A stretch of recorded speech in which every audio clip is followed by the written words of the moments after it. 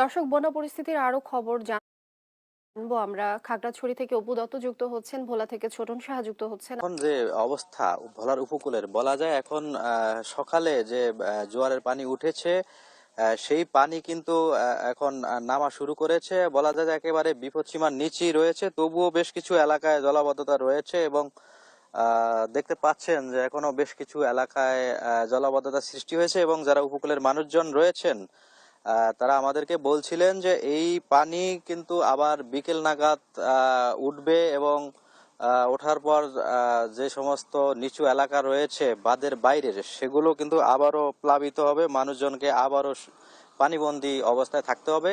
এবং এই অবস্থা গত 8 দিন ধরে কিন্তু চলে আসছে এবং বলা যায় যে এখনো উপকূলের যে স্বাভাবিক অবস্থা হয়তো ফিরে আসতে আরো 2-1 দিন লাগতে পারে। তো আমরা উপকূলের বিভিন্ন এলাকায় আজকেও ঘুরিয়েছি এবং আমরা দেখেছি যে এখনো পানিবন্দী মানুষের দুর্ভোগ। তো আমরা একজন পানিবন্দী মানুষের সাথে কথা বলবো এবং জানতে চাইবো আপনাদের এখানে কি অসুবিধা হচ্ছে আপনাদের।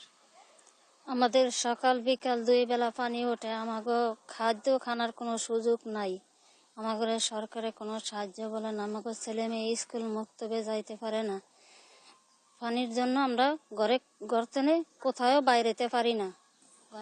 ধন্যবাদ। যেমনটি শুনছিলেন যে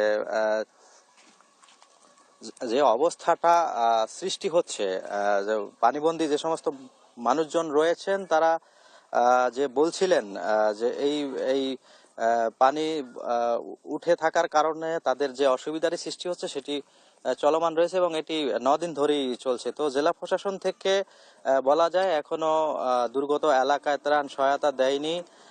তবে জেলা প্রশাসন বলছিল যে যেহেতু এখানে যে পানিটি উঠে বিশেষ করে জোয়ারে উঠে এবং এগুলো বাঁধের বাইরে প্লাবিত হয়, তো সেই হিসাবে যেহেতু স্থায়ী বন্যার সৃষ্টি হয়নি, সেই হিসাবে তারা এখনো ত্রাণ বিতরণ শুরু করেনি। তবে তারা বিষয়টি মনিটরিং করছে এবং মনিটরিং পরেই হয়তো তারা ত্রাণ বিতরণ কার্যক্রম শুরু হবে, এমনটি কিন্তু জেলা প্রশাসন থেকে বলা হয়েছে। তো গতকালকে যে মেঘনার পানি ছিল বিপদসীমার 66 সেন্টিমিটার এবং তজুমউদ্দিন পয়েন্টে ছিল যেটি 77 সেন্টিমিটার, অর্থাৎ বলা যায় যে মেঘনার পানি বিপদসীমা কিন্তু প্রতিদিনই অতিক্রম করছে এবং দুর্ভোগও কিন্তু উপকূলে বাড়ছে। তো এ ছিল আমার কাছে ভোলার যে দুর্গত এলাকার সর্বশেষ তথ্য। ফিরে যাচ্ছি স্টুডিওতে লিনিয়ার কাছে। লিনিয়া।